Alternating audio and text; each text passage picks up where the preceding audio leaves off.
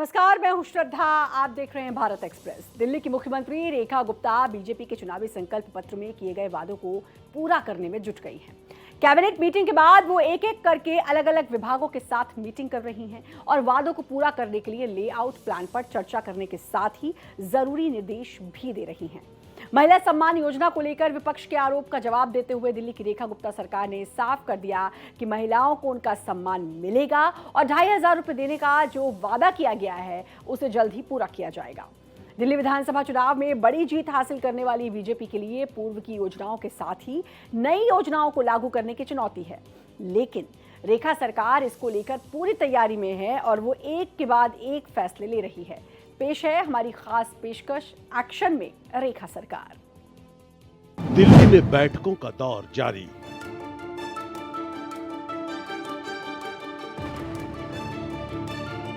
वादों को पूरा करने की बारी।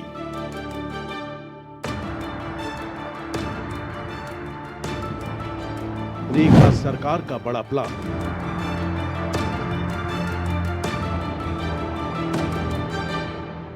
महिलाओं को मिलेगा सम्मान।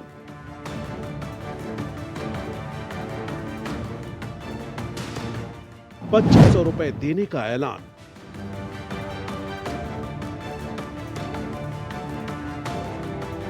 सड़क, बिजली, पानी पर फैसला।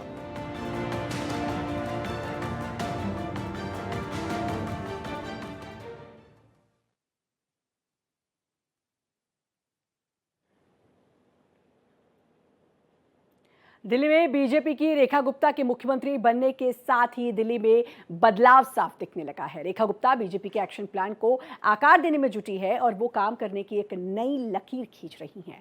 सत्ता संभालने के बाद कैबिनेट मीटिंग में आयुष्मान योजना को मंजूरी देने के बाद वो अलग अलग विभाग के अधिकारियों के साथ भी लगातार मीटिंग कर रही हैं। पुरानी योजनाओं को जारी रखने के लिए ड्राफ्ट तैयार करने के निर्देश भी दिए गए हैं।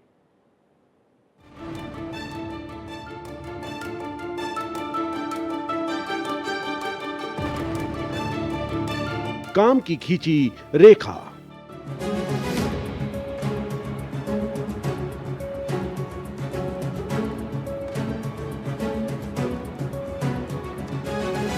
दिल्ली की मुख्यमंत्री रेखा गुप्ता एक के बाद एक फैसले ले रही हैं।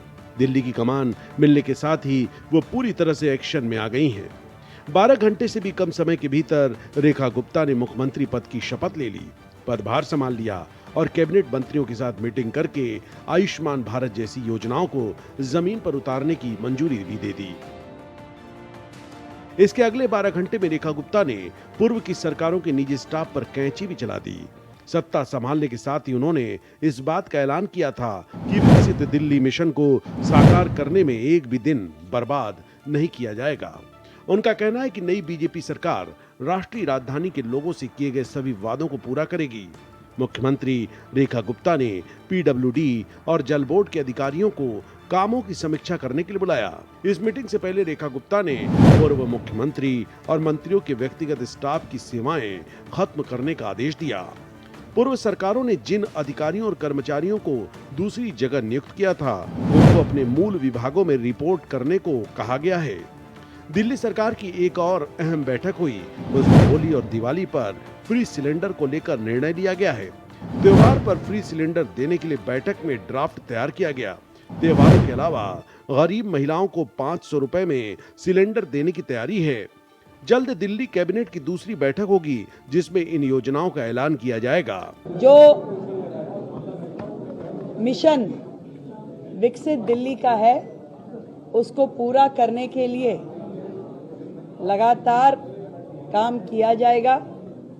एक भी दिन उसमें से व्यर्थ नहीं होगा और एक एक कमिटमेंट जो हमारी दिल्ली से है उसे पूरा करेंगे। महिला समृद्धि योजना के बहाने विपक्षी पार्टी आप द्वारा दिल्ली की बीजेपी सरकार को घेरे जाने की कोशिशों के बीच मुख्यमंत्री रेखा गुप्ता ने सीधा जवाब दिया है। सीएम ने कहा कि महिलाओं को 1 या 2 महीने धनराशि देकर योजना को बंद नहीं किया जाना चाहिए। ये स्थायी रूप से लागू हो, इसके लिए व्यवस्था बनाई जा रही है। उन्होंने कहा कि चुनाव में किए गए वादे के मुताबिक 8 मार्च को अंतर्राष्ट्रीय महिला दिवस से पहले महिलाओं को इसका लाभ मिलने लगेगा। उनके खाते में 2500 रुपए पहुंचने लगेंगे। महिलाओं को बिना किसी परेशानी के प्रत्येक माह आर्थिक मदद मिलती रहे, इसके लिए सभी पहलुओं पर गौर किया जा रहा है।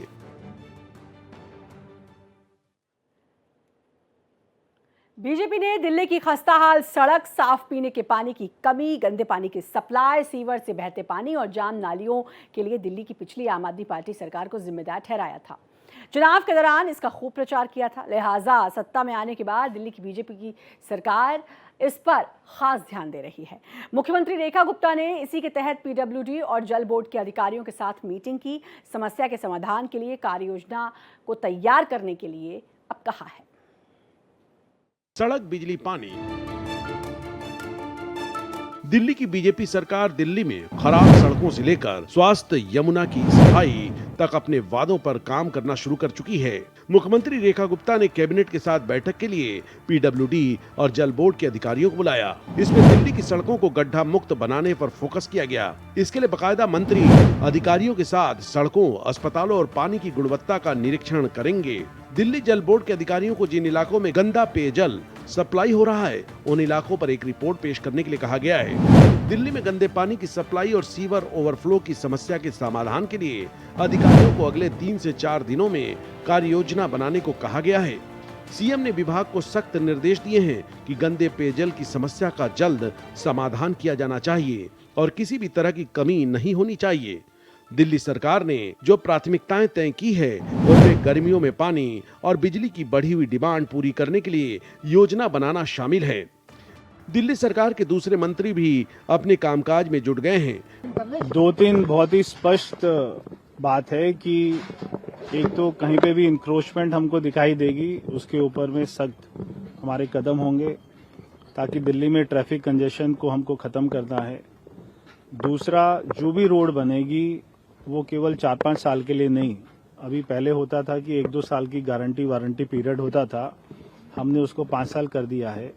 5 साल तक कोई भी रोड में दिक्कत आएगी तो वो कॉन्ट्रैक्टर उसको दोबारा से बनाएगा अपने पैसों से, हम उसका पैसा भी रोक के रखेंगे। और मैंने ये भी कहा है कि 5 साल के लिए नहीं होनी चाहिए, 5 साल तो हमारे आपके कॉन्ट्रैक्ट में लिखा है, मगर उसको ऐसी सड़क बनाई कि 10 साल कम से कम चले। मंत्रियों ने अपने विभागों और अधिकारियों के साथ व्यक्तिगत रूप से बैठकें की और चुनाव के दौरान बीजेपी की तरफ से किए गए वादों को पूरा करने के निर्देश दिए हैं। मुख्यमंत्री रेखा गुप्ता ने बीजेपी के संकल्प पत्र में किए गए वादों को पूरा करने के लिए प्रतिबद्धता दोहराई है। दिल्ली के लिए 2 प्राथमिकताएं हैं। पहली प्राथमिकता जो दिल्ली से के लिए हमने कमिटमेंट्स की हैं अपनी सरकार की ओर से, उन सारी कमिटमेंट्स को पूरा करना। दूसरा, आदरणीय प्रधानमंत्री नरेंद्र मोदी जी ने जो दिल्ली के लिए विजन दिया है, उस विजन को साकार करने में टीम मोदी बन के हमारे 48 के 48 विधायकगण काम करेंगे और टाइम बाउंड तरीके से एक कमिटमेंट जो हमने जनता से की है उसे पूरा किया जाए। सरकार ने इस दिशा में काम शुरू कर दिया है। इसके तहत हर एक विभाग में एजेंडा पूरा करने को लेकर खाका तैयार किया जा रहा है। अधिकारी सभी पहलुओं को देख रहे हैं और जो रूपरेखा तैयार होगी उसके मुताबिक उस पर अमल किया जाएगा। इसके लिए मुख्यमंत्री की अधिकारियों के साथ बैठक भी हुई है। उन्होंने कहा कि दिल्ली वासियों की समस्याओं का समाधान करने के साथ ही विकसित दिल्ली के संकल्प को हर हाल में पूरा किया जाएगा।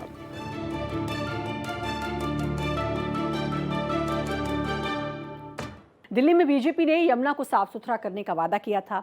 इस पर चुनाव के नतीजे आने के बाद एक्शन भी शुरू हो गया है। यमुना को पूरी तरह से साफ करने और उसके ब्यूटिफिकेशन को अमली जामा पहनाने का काम अब तेजी से चल रहा है। इसके लिए अलग अलग विभागों की जिम्मेदारी भी तय की गई है। यमुना को साफ करने के अभियान का असर भी दिखने लगा है। साफ होने लगी यमुना।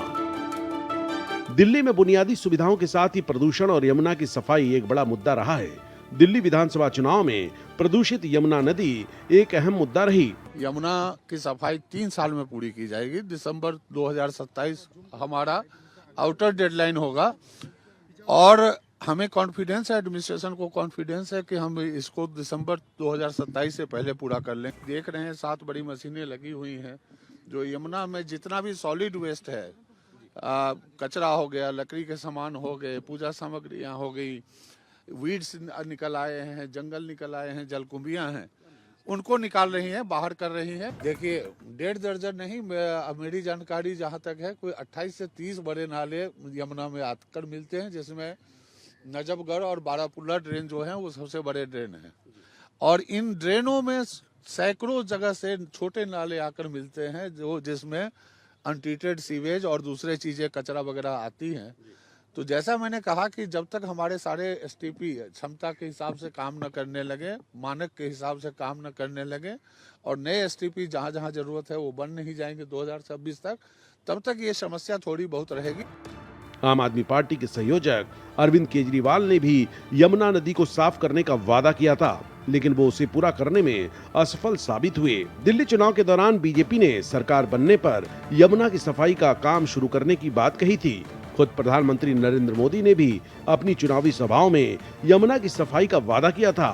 साथियों, मैंने चुनाव प्रचार के दौरान संकल्प लिया है कि यमुना जी को हम दिल्ली शहर की पहचान बनाएंगे।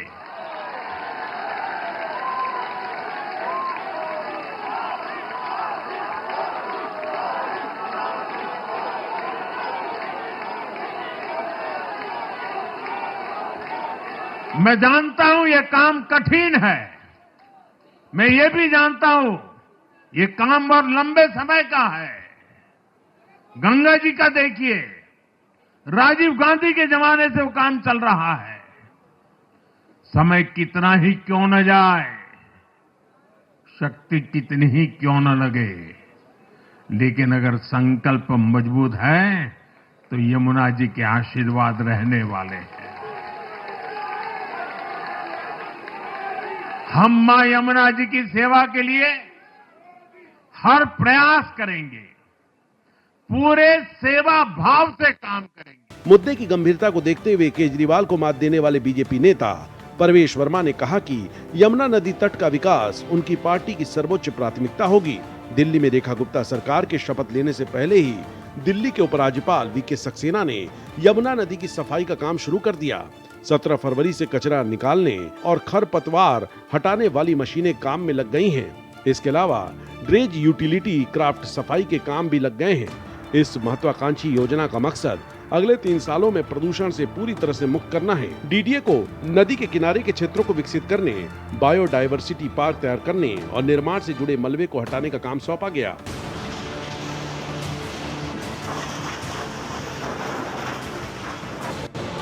योजना में ये भी कहा गया कि आगे के अतिक्रमणों का आकलन करने और उन्हें हटाने के लिए ड्रोन से सर्वेक्षण भी किया जा रहा है।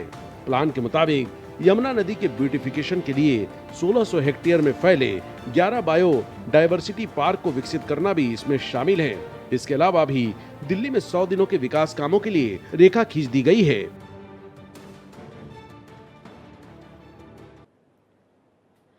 दिल्ली में वायु प्रदूषण एक बड़ी समस्या है। हर साल सर्दी के महीने में तो जहरीली हो जाती है और उसका लोगों की हेल्थ पर असर पड़ता है। बच्चों के स्कूल तक बंद करने पड़ते हैं। दिल्ली को प्रदूषण मुक्त बनाना एक बड़ी चुनौती है। दिल्ली में वाहनों का बढ़ते बदलाव के साथ ही पराली के धुएं से भी निजात दिलाना होगा। लिहाजा मुख्यमंत्री रेखा गुप्ता ने इस पर सालों भर काम करने का फैसला किया है। इसके लिए टीमें भी गठित की जाएंगी। प्रदूषण से निपटने की तैयारी। दिल्ली में कूड़े के पहाड़ और वायु प्रदूषण बड़ी समस्या रही हैं। बीजेपी इन मुद्दों पर आप पर हमलावर रही है, लेकिन अब जब खुद बीजेपी सत्ता में आ गई है तो इसके लिए कोई बहाना दिल्ली की जनता को रास नहीं आएगा। वायु प्रदूषण के कारण न केवल लोगों के स्वास्थ्य प्रभावित हो रहे हैं, बल्कि बच्चों के स्कूल, बीच स्टेशन बंद भी कराने पड़ते हैं। दिल्ली में वायु प्रदूषण एक बड़ी समस्या रही है। सर्दी के मौसम में ये सांस लेने लायक नहीं रह जाती है। दिल्ली की हवा को जहरीली बनाने में वाहनों का भी अहम रोल है। सीएनजी गाड़ियों के आने के बाद दिल्ली की आबोहवा बदली थी, लेकिन फिर से राजधानी दिल्ली में प्रदूषण का लेवल बढ़ता ही जा रहा है। सर्दियों में हालत इस कदर खराब हो जाते हैं कि ग्रैब लागू करने के बाद भी उसमें बहुत ज्यादा सुधार दर्ज नहीं हो पाता है। पराली जलाने का असर भी दिल्ली की हवा पर पड़ता है। नहीं, डबल इंजन की सरकार का फायदा तो होता ही है ना। जब राज्य अपने साधन संसाधनों से सक्षम नहीं हो पाता है उन योजनाओं को आकार देने में, तो केंद्र की मदद तो मिलती ही है। और अगर केंद्र भी इनको मदद करेगी उन योजनाओं को आकार देने के लिए, कुछ योजनाएं ऐसी होती हैं जिसमें केंद्र की हिस्सेदारी बढ़ा दी जाती है। तो हो सकता है कि दिल्ली में भी केंद्र अपनी हिस्सेदारी बढ़ा दे और जो राज्य का शेयर है उसको कम कर दे। तो चूंकि दिल्ली केवल देश का ही दिल नहीं है, दिल्ली केवल एक वैसा स्टेट नहीं है जो ये करता है, लेकिन दिल्ली एक अंतर्राष्ट्रीय स्थल भी है। तो जो योजनाएं अधूरी रह गई हैं, चाहे वो पीने का पानी का मामला हो, यमुना की सफाई का मामला हो, सीवरेज ट्रीटमेंट प्लांट का मामला हो, या ट्रैफिक जाम से मुक्ति का मामला हो, या प्रदूषण से निजात दिलाने की बात हो, केंद्र की मदद के बिना तो मुझे नहीं लगता है। दिल्ली की मुख्यमंत्री रेखा गुप्ता की सरकार ने साफ कर दिया है कि इसको लेकर साल भर काम किए जाने की जरूरत है और इसके लिए लगातार काम किया जाएगा। रेखा गुप्ता ने इस बात पर भरोसा दिलाया कि इसके लिए योजना बनाई जाएगी जिस पर 365 दिन काम होगा और लोगों को इस समस्या से छुटकारा मिलेगा। वाटर लॉगिंग और पॉल्यूशन से निपटने के लिए 2 अलग-अलग टीमों का गठन करने का रेखा सरकार ने फैसला किया है। दिल्ली में लगातार वाहनों की तादाद बढ़ रही है और तमाम कोशिशों के बावजूद सर्दी के मौसम में किसानों द्वारा पराली जलाई जाती है। हरियाणा में बीजेपी की सरकार है और वहां पर पराली जलाने के मामले में भी कमी आने की संभावना है। दिल्ली की मुख्यमंत्री रेखा गुप्ता सरकार की ये कोशिश होगी कि वो पड़ोसी राज्यों के साथ बेहतर तालमेल बिठाएं। पड़ोसी राज्यों के सहयोग से दिल्ली की हवा के प्रदूषण को कम करने में काफी हद तक सफलता मिल सकती है।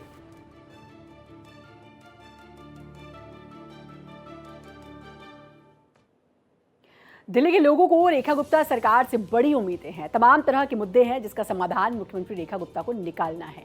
एक तरफ उन पर लोगों की उम्मीदों पर खरा उतरना है, तो दूसरी तरफ बीजेपी को दिल्ली में जनाधार को मजबूत बनाने का दबाव है। लिहाजा मुख्यमंत्री रेखा गुप्ता बिना वक्त गवाए लगातार मीटिंग्स कर रही हैं और लोगों से किए वादों को पूरा करने की अपनी प्रतिबद्धता भी दिखा रही हैं।